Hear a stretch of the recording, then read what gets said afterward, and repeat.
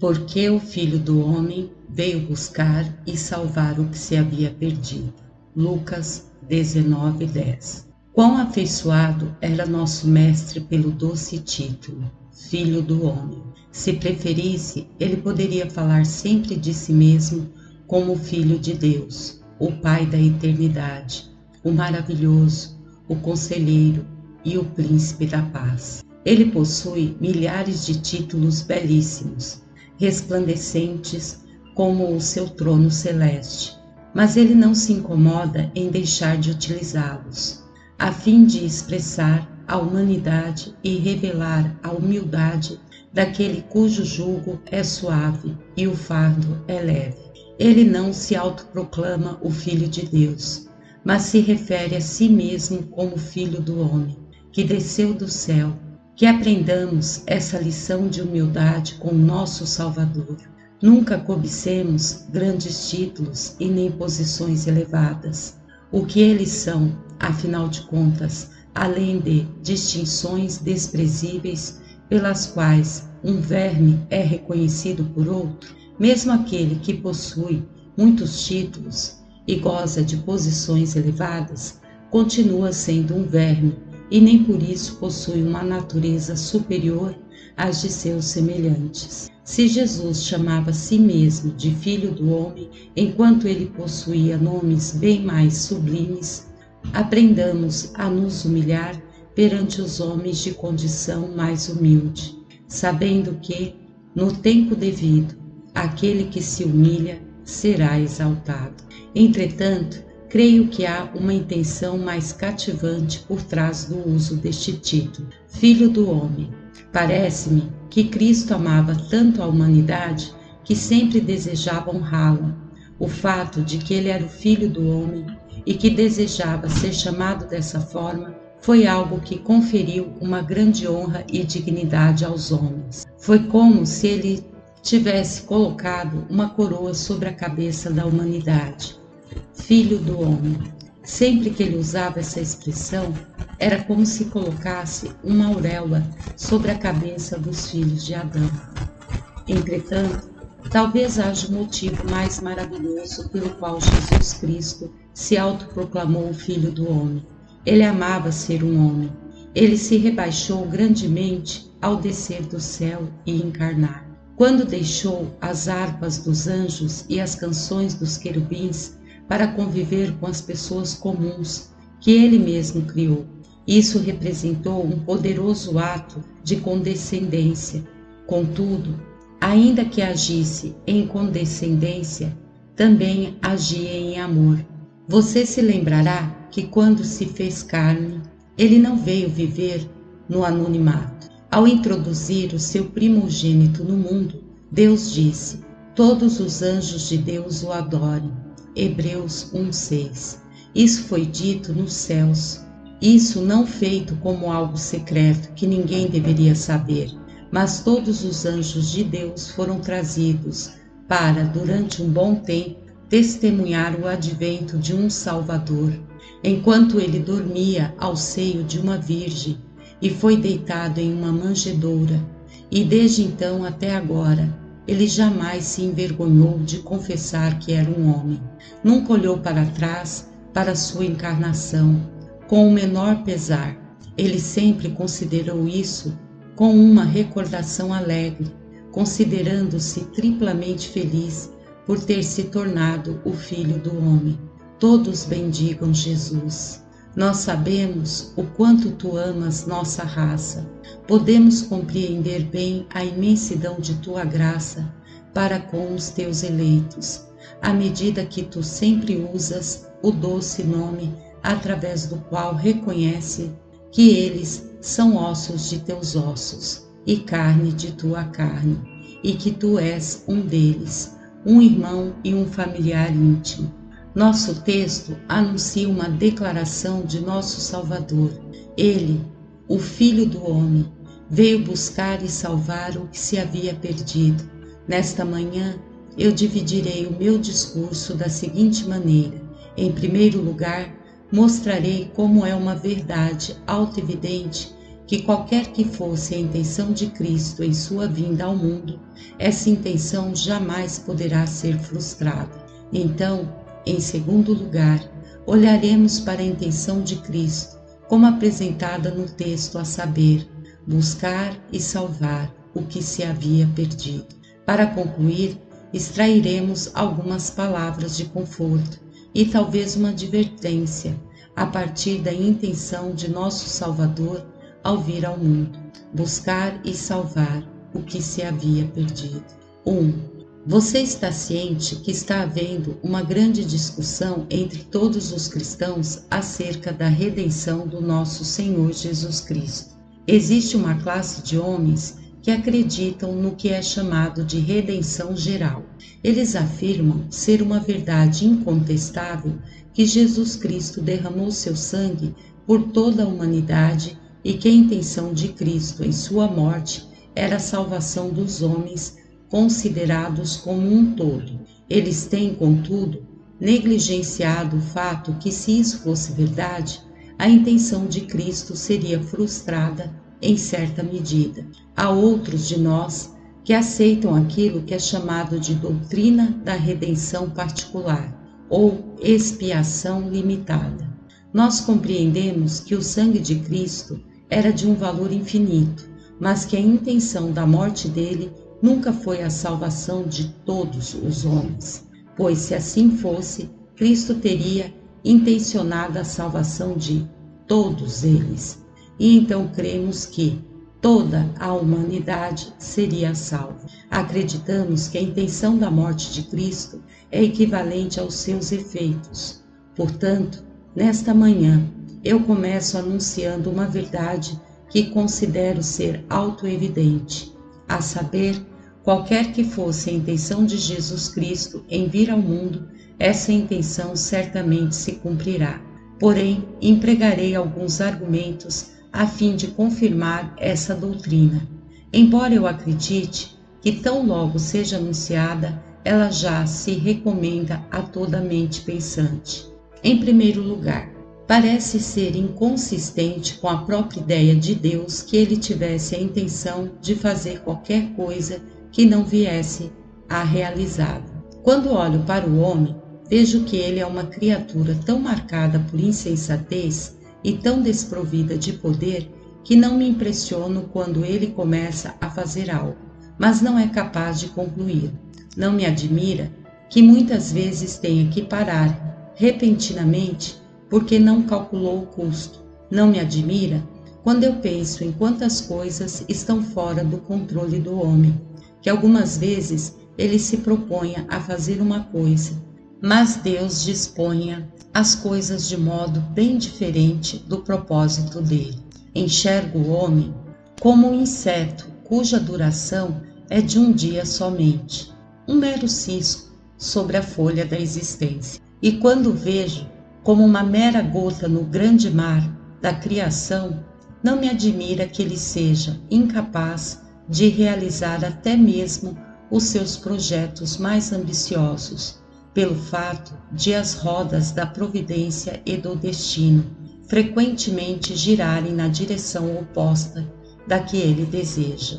Entretanto, quando penso no Deus cujo nome é Eu Sou o que Sou, o ser autoexistente, em que vivemos, nos movemos e existimos, que é de eternidade a eternidade, o Deus Todo-Poderoso, e penso nele como aquele que preenche toda a imensidão, tem todo o poder e a força, que conhece todas as coisas e que possui uma sabedoria inesgotável. Eu não consigo associar esses pensamentos sobre Deus com a hipótese de que ele alguma vez possa ser frustrado em qualquer de suas intenções.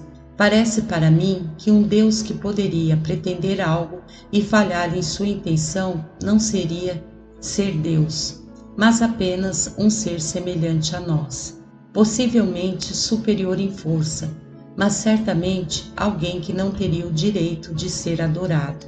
Não posso pensar em Deus como um Deus verdadeiro e real, como Yahweh, senão como um ser que deseja algo e então o realiza, que declara uma coisa e ela é cumprida, que dá uma ordem e ela permanece firme, para sempre, registrada no céu.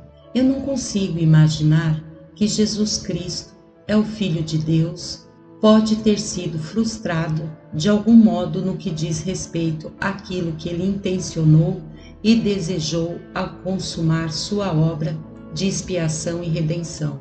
Se eu fosse um sociniano e acreditasse que Jesus Cristo era um mero homem, eu poderia, é claro, imaginar que o resultado de sua redenção poderia ser incerto, mas, crendo que Jesus Cristo é Deus, igual e coeterno com o Pai, não ouso, para que eu não seja culpado de presunção e blasfêmia, associar esse nome de Yahweh, Jesus, a qualquer suspeita de que o desígnio de sua morte permanecerá não consumado. Além disso, temos diante de nós o fato de que até agora todas as palavras de Deus têm cumprido o seu propósito. Sempre que Deus proferiu uma profecia através dos lábios de seus servos, ela se cumpriu. Os instrumentos de realização desse propósito têm sido os mais facciosos e rebeldes dos homens. Eles não tinham qualquer intenção de servir a Deus. Eles têm vivido de modo contrário às leis divinas. Mas você verá que mesmo quando eles têm agido obstinadamente, os freios de Deus ainda estão em suas bocas. Um grande monarca agia como um leviatã no mar. Ele se movia para onde quisesse. Ele parecia poderoso em meio aos filhos dos homens. Todo o resto da humanidade era como peixinhos, enquanto ele era um imenso leviatã. Mas descobrimos que Deus frustrou os pensamentos que ele concebeu com seus conselheiros, que as especulações mais ousadas de sua ambição resultaram, no final das contas, no cumprimento de castigo severo de Yahweh. Olhe para todas as nações da terra e me diga, há alguma profecia de Deus que falhou? Ele ainda não pode dizer, nenhuma delas caiu por terra. Toda palavra de Deus certamente tem se cumprido. Os reis da terra se levantam-se e conspiram contra o Senhor e contra seu ungido, dizendo, rompamos as suas ataduras e sacudamos de nós as suas cordas. Salmos 2:3. Mas aquele que habita nos céus se rirá. O Senhor zombará deles. Em tudo isso, ele continua a exercer a sua soberana vontade. Não importa o que eles façam. Deus sobrepuja todos eles. Ele reina e domina para sempre. Se então o propósito de Deus no que diz respeito à providência certamente nunca falhou, eu vou imaginar que o propósito de Deus relacionado ao glorioso sacrifício de Jesus Cristo será nulo e vazio? Se há algum de vocês que é capaz de fazer malabarismos intelectuais a ponto de conceber que Deus realizará um trabalho menos significativo, mas que falhará em realizar uma obra mais importante, então desistirei de insistir com tal pessoa.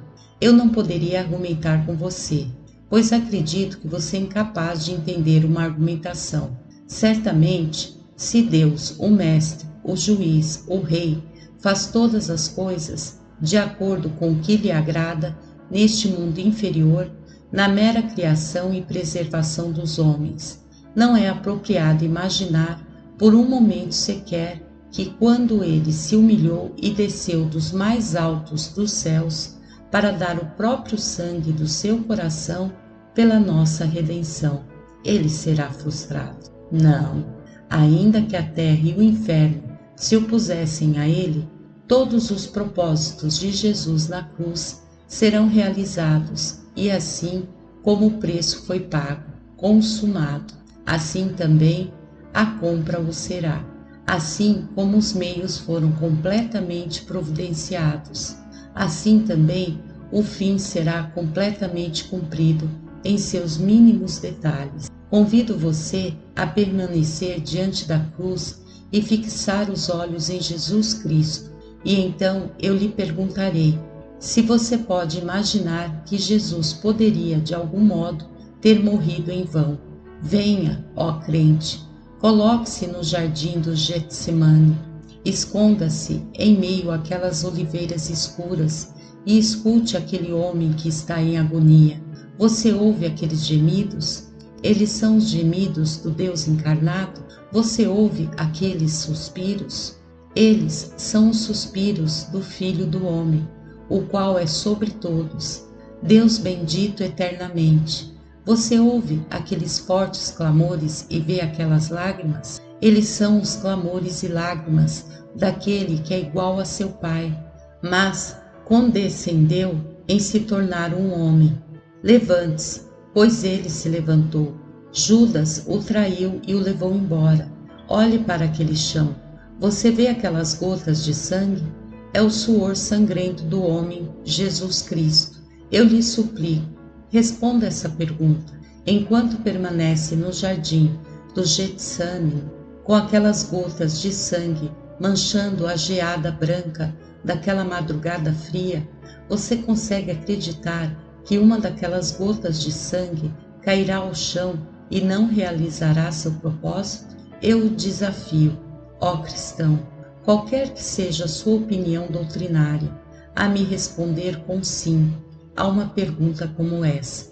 Você pode imaginar que o suor sangrento das veias da deidade encarnada irá cair ao chão para depois falhar? Amado, a palavra que sai da boca de Deus não retornará para ele vazia, mas cumprirá aquele que lhe apraz. Quanto mais então a palavra de Deus que veio do Pai realizará o propósito para o qual Deus o enviou e prosperará naquilo para o que agradou a ele ordená-lo. Mas agora, venha comigo até a sala do julgamento. Veja lá seu mestre, posto como um objeto de zombaria, no meio de um bando de soldados desprezíveis. Você percebe como eles cospem naquelas benditas faces, como eles arrancam seus cabelos, como eles o esbofeteiam. Você vê a coroa de espinhos manchada com as gotas de sangue dele? Escute. Você consegue ouvir o clamor da multidão que diz: crucifica-o, crucifica-o. Agora vá a observe esse homem o qual Pilatos acabou de trazer, ainda sangrando devido aos açoites, coberto de vergonha, cusparadas e zombaria. E como esse homo, ele é apresentado diante você. Você acreditará que ele, o Filho de Deus encarnado, será feito tão grande espetáculo para homens, anjos e demônios? E ainda assim falhará em cumprir o seu propósito? Você consegue imaginar que o único açoite daquele chicote terá sido em vão? Jesus Cristo sofrerá essa vergonha, será cuspido e ainda suportará algo ainda pior: ser frustrado no cumprimento de seus propósitos? Não, Deus não permita, não. Pelo Getsemane e pela Gabatá, estamos comprometidos fortemente com a crença de que o que Cristo planejou obter através de sua morte certamente será realizado. Veja-o pendurado em sua cruz. Os pregos perfuraram suas mãos e pés, e ali, debaixo de um sol escaldante, ele se inclina. Ele se inclina para morrer. A zombaria não cessou. Eles ainda falam e balançam a cabeça, zombando dele. Escarnecem, dizendo: se és filho de Deus, desce da cruz. Mateus 27:40. E agora sua dor corporal aumenta, enquanto a angústia de sua alma é terrível até a morte. Cristão, você acredita que o sangue de Cristo foi derramado em vão? Você pode contemplar uma daquelas lágrimas preciosas que gotejam de sua cabeça ou as suas mãos ou pés, e ainda pode imaginar que isso tenham sido em vão?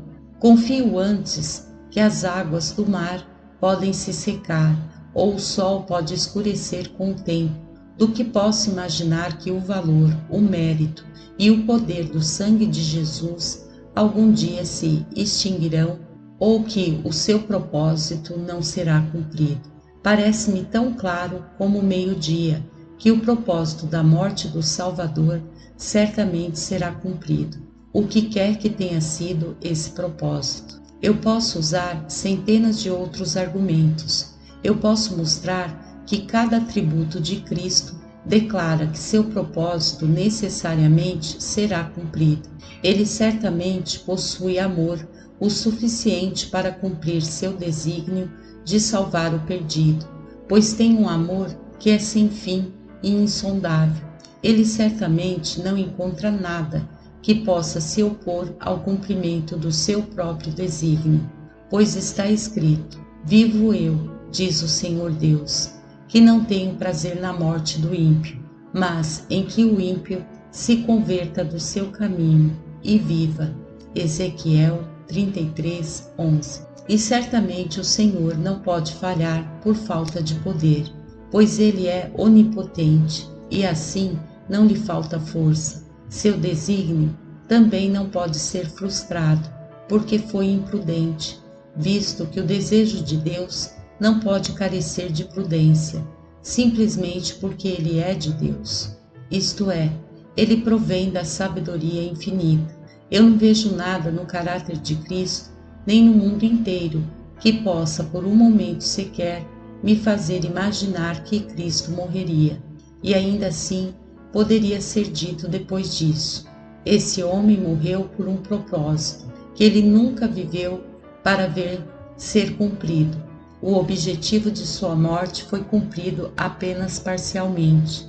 Ele disse que veria o fruto do trabalho da sua alma e ficaria satisfeito, mas isso não aconteceu, pois ele não efetuou a redenção daqueles que intencionava redimir. Algumas pessoas amam a doutrina da expiação universal, porque elas dizem: é tão bonita, é uma bela ideia a que Cristo teria morrido por todos os homens. Ela recomenda a si mesma, dizem eles, pois em relação instintos da humanidade há algo nela cheio de alegria e beleza. Admito que existe, mas a beleza pode estar muitas vezes associada com a falsidade. Há muito que eu possa admirar na teoria da redenção universal, mas apenas mostrarei o que a suposição envolve necessariamente. Se Cristo, em sua cruz, intencionou salvar todos os homens, então ele pretendia salvar os que estavam perdidos antes dele morrer. Se a doutrina for verdadeira, que ele morreu por todos os homens, então ele morreu por alguns que estavam no inferno antes que ele viesse a este mundo, pois sem dúvida havia até então miríades que foram lançadas ali por causa de seus pecados. Além disso, se fosse a intenção de Cristo salvar todos os homens, quão deploravelmente ele tem sido decepcionado, pois temos seu próprio testemunho de que existe um algo que arde com fogo e enxofre, e nesse abismo de aflição têm sido lançadas algumas das próprias pessoas que, segundo a teoria da redenção universal, foram compradas com o seu sangue.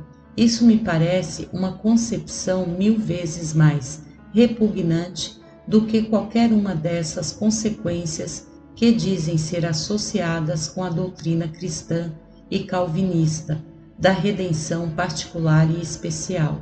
E pensar que meu Salvador morreu pelos homens que estavam ou estão no inferno parece uma suposição horrível demais para eu sustentar.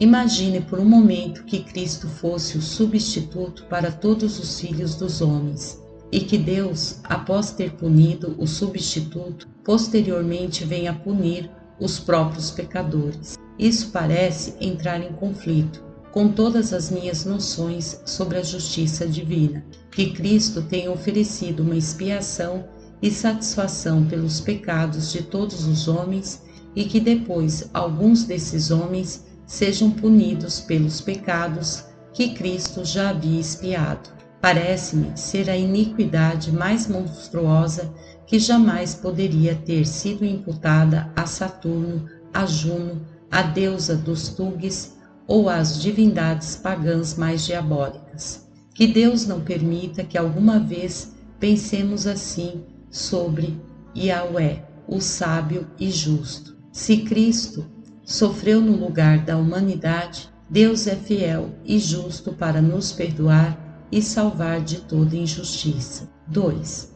Então, esta é a primeira afirmação, a saber que o propósito da morte de Cristo não pode ser frustrado.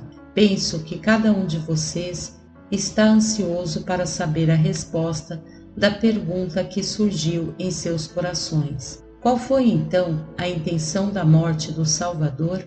É possível que ela tenha sido em meu favor? Por quem o Salvador morreu? E há alguma probabilidade de eu ser um participante dessa grande expiação que ele ofereceu?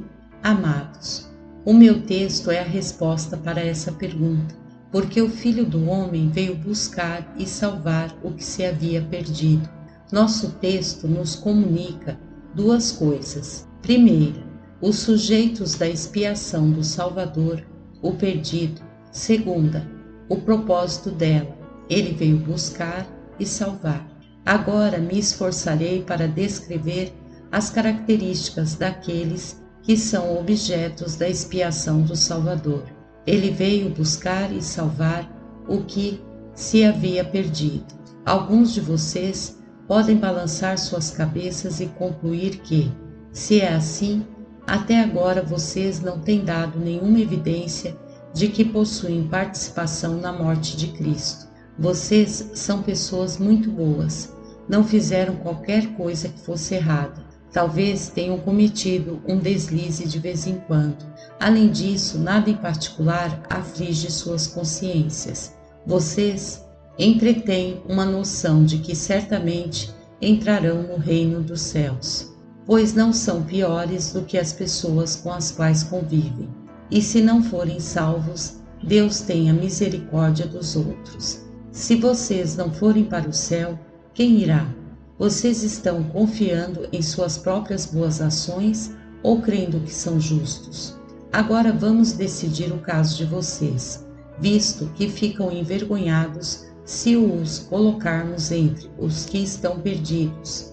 Eu não tenho nenhum Cristo para pregar para vocês, até que estejam prontos para confessar que estão perdidos. Pois o próprio Cristo nos diz que veio, não para chamar os justos, mas os pecadores ao arrependimento. E visto que vocês pertencem ao grupo dos justos e confiam em si mesmos, que são bons e excelentes, podem ir embora. Não há participação no sangue de Cristo para homens que vivem e morrem confiando em sua própria justiça. Porém, há ainda outras pessoas que eu posso dispensar. Alguns de vocês estão alegando: bem, Senhor, eu sei que sou culpado, mas estou convencido de que por obedecer à lei de Deus, eu certamente serei capaz de remover o demérito da minha culpa. De agora em diante, pretendo ser uma pessoa melhor e creio que através de uma conduta consistente de atenção às ordenanças religiosas e pela cuidadosa observância do que é certo e errado entre Deus e o homem e entre os homens, sem dúvida, eu farei expiação pelos meus pecados do passado. Ah, meus amigos, até agora vocês não me dão esperança de que terão qualquer participação na morte de Cristo. Ele não veio morrer pelos homens que podem salvar-se sem ele. Se vocês pensam que podem salvar a si mesmos, lembrem-se, a porta da misericórdia está fechada em suas faces. Cristo veio para trazer vestes do céu, mas não para vocês que podem fiar por si mesmos. Ele veio trazer pão para o faminto, mas não o dará a vocês que podem plantar, colher e fazer pão para si mesmos. Cristo ajuda os desamparados, mas aqueles que podem ajudar a si mesmos e têm forças e méritos suficientes para se cuidarem sozinhos, não terão a ajuda dele. Então Cristo morreu para salvar quem? Está escrito que ele veio para salvar o que se havia perdido. Ouça-me com atenção enquanto falo sobre as diferentes formas em que um homem pode estar perdido, e então concluirei observando como esse termo é usado em seu sentido correto. Podemos afirmar que Cristo morreu pelos perdidos. Sabemos que todos os homens estão perdidos em Adão. Nos perdemos tão logo entramos nesse mundo. Quando o barquinho da infância é lançado no rio da vida, ele está perdido, a menos que a graça soberana estenda suas mãos e salve ainda na infância e o leve ao céu ou salve mais tarde após crescer. Esse infante está perdido. Davi diz: eis que em iniquidade fui formado, e em pecado me concebeu minha mãe. Salmos 51:5. Em Adão todos morrem. 1 Coríntios 15:22. A queda de Adão foi a queda da raça humana. Então, você e eu, todos nós caímos. Além disso, estamos perdidos por causa de nossas práticas. Assim que a criança se torna capaz de conhecer o certo e o errado, então você descobre que ela escolhe o mal e aborrece o bem. Rapidamente as paixões brotam como ervas daninhas imediatamente após o cair da chuva. Logo, a depravação oculta no coração se manifesta e pecamos mais intensamente até nos tornarmos perdidos pela prática. Mas observe, um homem pode estar perdido em Adão e perdido pela prática e ainda assim ser salvo por Cristo. Ele é capaz de salvá-lo, ainda que você esteja duplamente perdido. Cristo é capaz de lhe salvar e resgatar da morte. Porém, há alguns que ainda vão mais longe. A árvore do pecado mortal cresce cada vez mais e alguns se perdem para a igreja. Após terem sido religiosamente treinados em nosso meio, eles se desviam, abandonam toda a evidência externa de adoração a Deus. O ministro do Evangelho é negligenciado, a casa de oração é esquecida e a igreja toca seus sinos e diz para cada um: ele está perdido para a igreja. Alguns vão além, estão perdidos para a sociedade. Tenho visto muitos que, embora vivam, estão mortos. Em nosso meio surgem meretrizes e bêbados, que, como os leprosos no acampamento de Israel, têm que ser afastados para que não contaminem outras pessoas. E aqueles que buscam seguir o que é certo são obrigados a se afastarem deles para que seu mal não se propague no meio de nosso rebanho. Há muitos que estão perdidos para a sociedade, a quem Jesus Cristo veio salvar e que ele salvará. Mas um homem pode estar perdido para a sociedade e também estar perdido eternamente. Estar perdido para a sociedade não é uma prova de que Cristo salvará. Por outro lado, também não é uma evidência de que ele não o salvará, pois ele veio salvar até os homens que estão perdidos como estes. Outros sim. O homem pode ir ainda mais longe e estar perdido para sua própria família. Soubemos de alguns que se tornam tão ímpios que, após serem rejeitados pela sociedade, até mesmo seus próprios pais são obrigados a rejeitá-lo também. Realmente, devem ser pecados terríveis aqueles que levam um pai a dizer ao seu filho: meu filho, você não necessitará de pão enquanto eu viver, mas não permitirei que fique conosco aqui em casa, pois seus irmãos e irmãs não aguentam conviver com você. Sinto que você destruiria a alma deles, se eu permitisse que você continuasse a viver aqui conosco.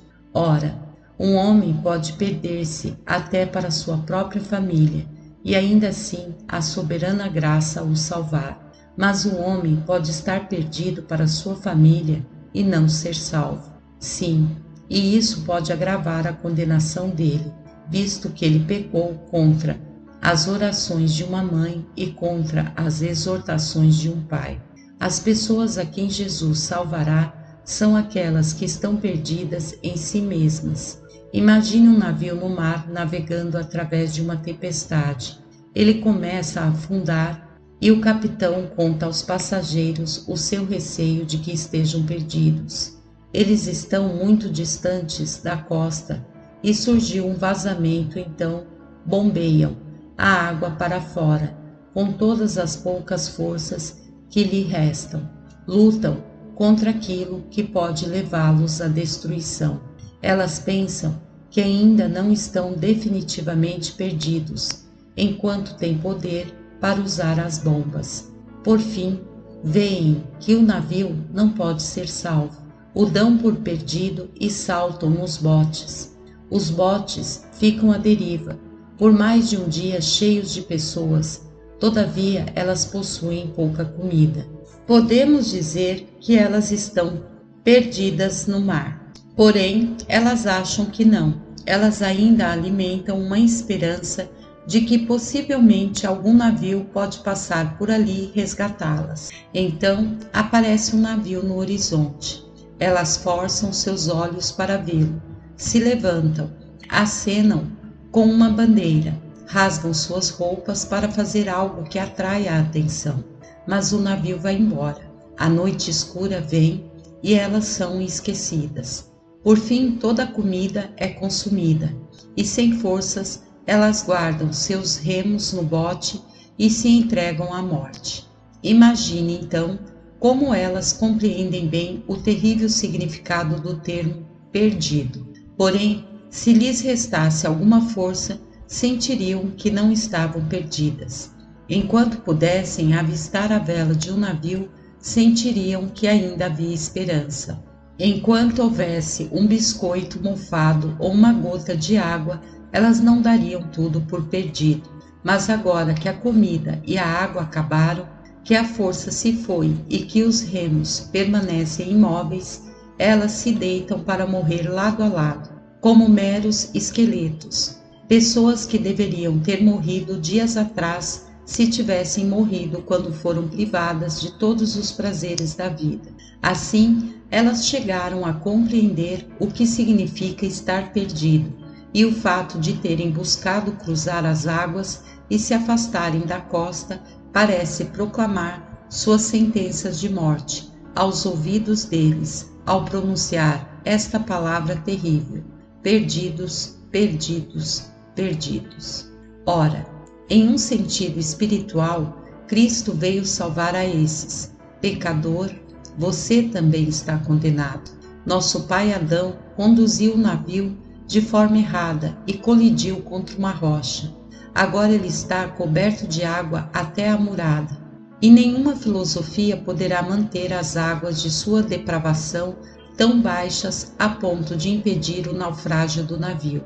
Ao ver que a natureza humana está perdida em si mesma, você correu para o pequeno bote, chamado Bons Esforços, e dentro dele você se esforça para remar com todas as suas forças e para alcançar a costa. Mas suas forças acabam. Você diz: eu não consigo guardar as leis de Deus. Quanto mais que eu tento obedecê-las, mais vejo que isso é impossível para mim. Eu busco escalar essas montanhas, mas quanto mais eu subo, mais o topo se distancia de mim. Quando estava lá embaixo, pensava que a montanha fosse apenas uma colina, mas agora que percebo ter escalado até a metade, ultrapassei a altura das nuvens e não posso discernir o cume dela. Contudo, você junta suas forças e tenta novamente. Você rema mais uma vez e finalmente, quando se vê incapaz de fazer qualquer coisa, desiste de seus remos e entende claramente que se você for salvo, não poderá ser pelos seus próprios esforços. Ainda resta uma pequena esperança. Há uns pequenos biscoitos mofados. Você já ouviu que pode ser salvo por participar de certas cerimônias, e então mastiga seu biscoito seco. Porém, finalmente isso falha, e você percebe que nem batismo, nem a ceia do Senhor, e nem qualquer outro rito externo poderá purificá-lo, pois a lepra está no mais íntimo do seu interior. Quando isso acontece, você olha ao seu redor e nutre esperanças de que há uma vela vindo em sua direção. E enquanto flutua sobre esse desespero profundo, você pensa ter discernido ao longe algum dogma novo, alguma doutrina nova que possa confortá-lo. Contudo, aquela visão se desfaz como um navio fantasma. Aquilo simplesmente passou, e agora só lhe resta o céu da ardente ira de Deus acima e as profundas de um inferno insondável abaixo. Isso ateia fogo ao seu coração e causa vazio neste barco que uma vez esteve tão cheio de esperança. Você se rende em desespero e clama: Senhor, salve-me ou perecerei. Meu amigo, essa é a sua condição nesta manhã. Ou essa tem sido sempre a sua condição? Se é, então Cristo veio ao mundo buscar e salvar você. É exatamente pessoas como você que Ele salvará e nenhuma outra. Ele salvará apenas aqueles que podem reivindicar para si o título de perdidos, aqueles que compreendem em suas almas o que é estar perdido e que tiveram reduzidas a nada toda a sua autoconfiança, autossuficiência, a esperança. Eu posso olhar de volta no tempo quando descobri que estava perdido. Pensei que Deus pretendia me destruir. Imaginava que pelo fato de eu me sentir perdido, eu era uma vítima especial da ira do Todo-Poderoso.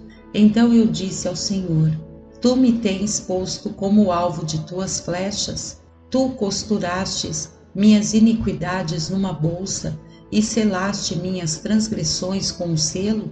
Não tornarás a ser gracioso? Tu me fizeste o centro de todo o sofrimento, aquele a quem escolheu para amaldiçoar para sempre? Lamentações 3:12, Jó 14:17. Quão tolo fui!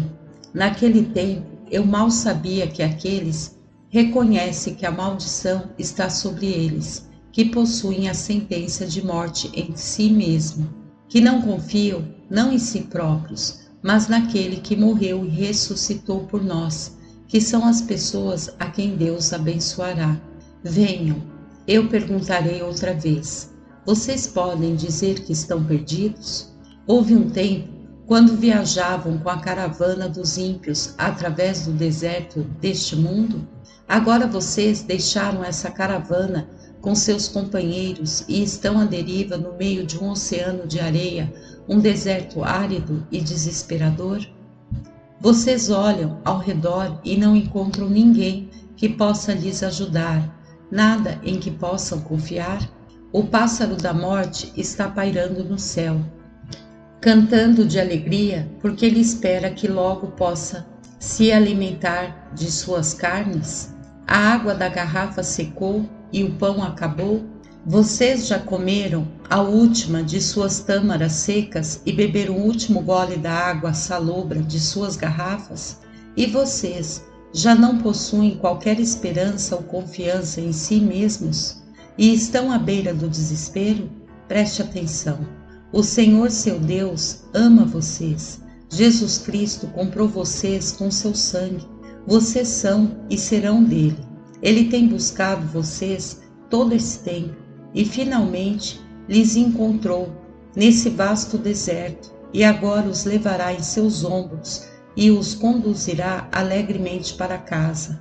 E os anjos se alegrarão por sua salvação. Essas pessoas devem e serão salvas.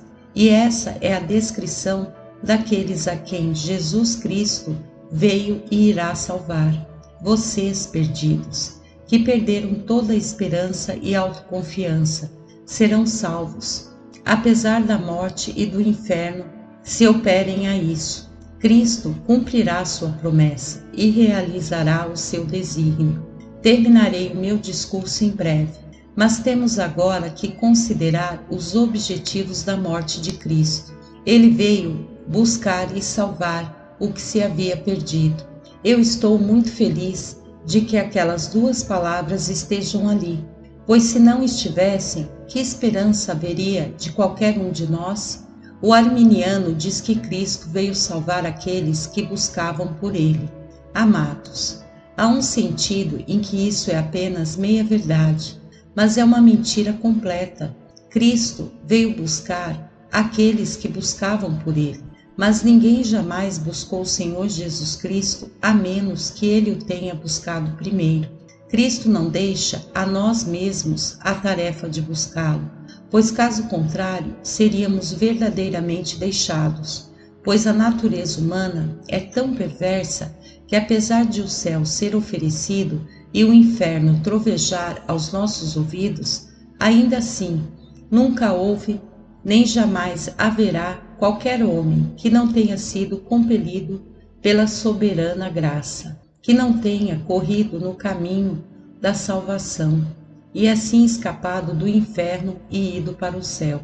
Seria completamente inútil eu pregar e dirigir as exortações mais sérias a você, a menos que o Espírito Santo se agrade em aplicar essas coisas para o seu bem.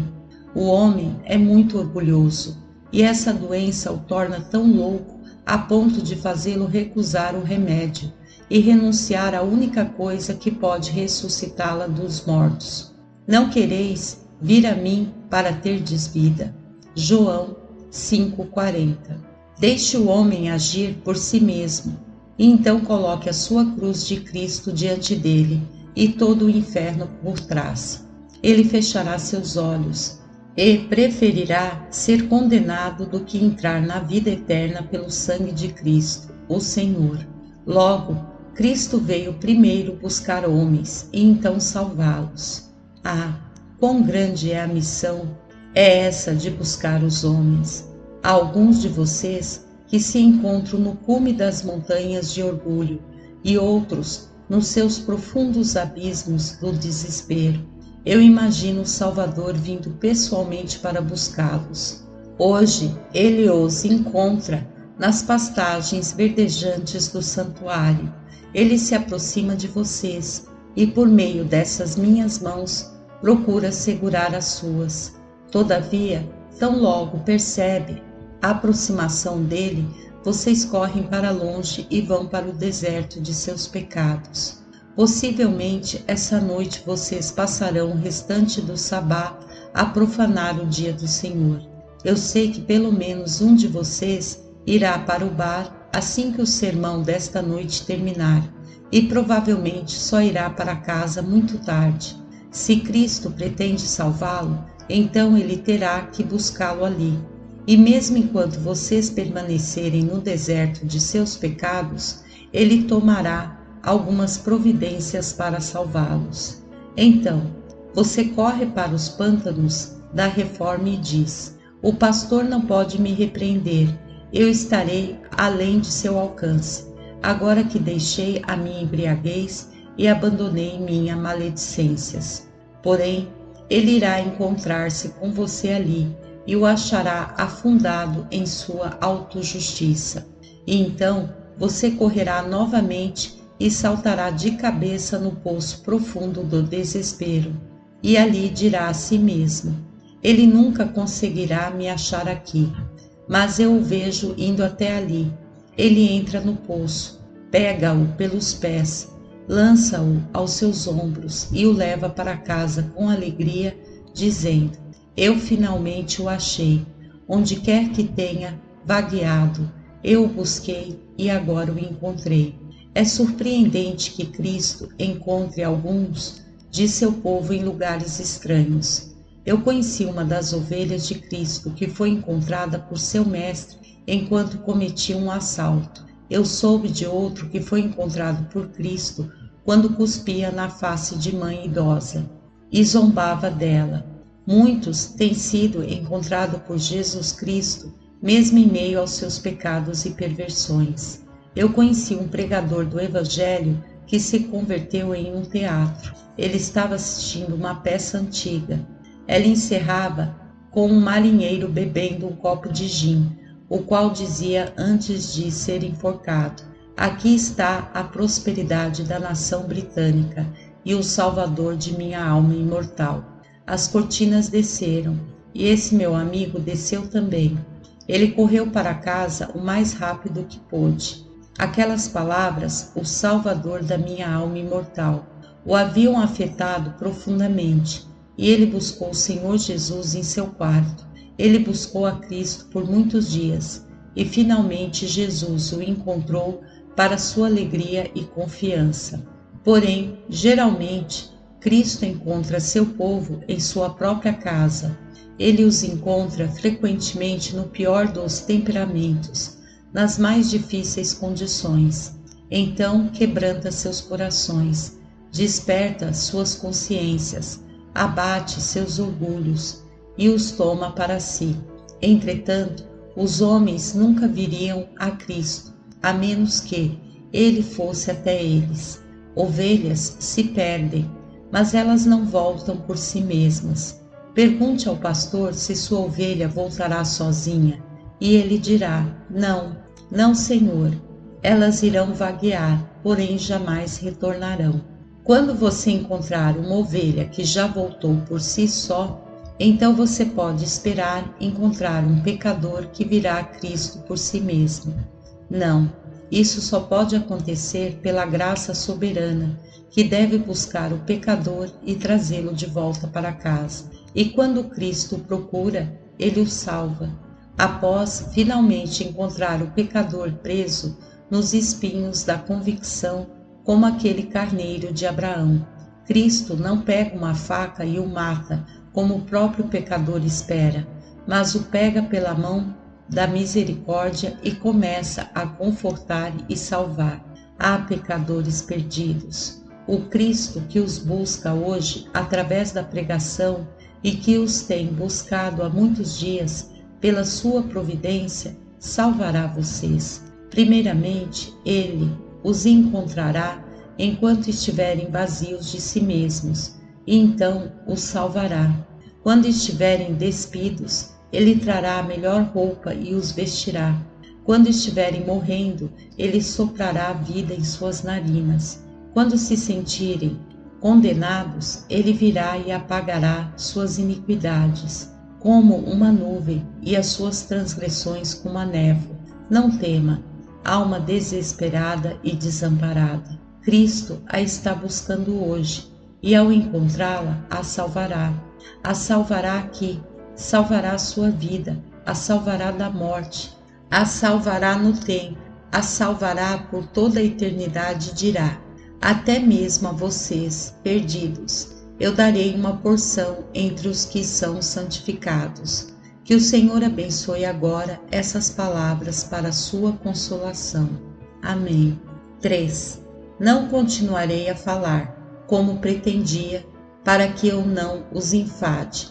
Deixe-me apenas lembrá-los de que se aproxima o tempo em que aquela palavra perdido assumirá um significado muito mais assustador para vocês do que hoje. Em poucos meses, alguns de vocês, meus ouvintes, ouvirão o grande sino da eternidade, soando através daquela horrível palavra: perdido, perdido, perdido. Os grandes sepulcros do inferno soarão sua sentença: perdido, perdido, perdido. E os ecos da miséria eterna ressoarão para sempre aos seus ouvidos, que você está perdido eternamente. Mas se esse sino está tocando em seus ouvidos hoje, trazendo-lhe a convicção de que você está perdido, então tenha bom ânimo, pois é algo muito bom estar perdido para si mesmo, para o orgulho, para a vã esperança. Cristo o salvará, creia. Olhe para ele pendurado na cruz, um olhar o consolará. Dirija seus olhos em lágrimas para aquele que ali sangra miseravelmente. Ele pode e o salvará. Creia nele, pois aquele que nele crê e é batizado será salvo. Todavia, aquele que não crê será condenado.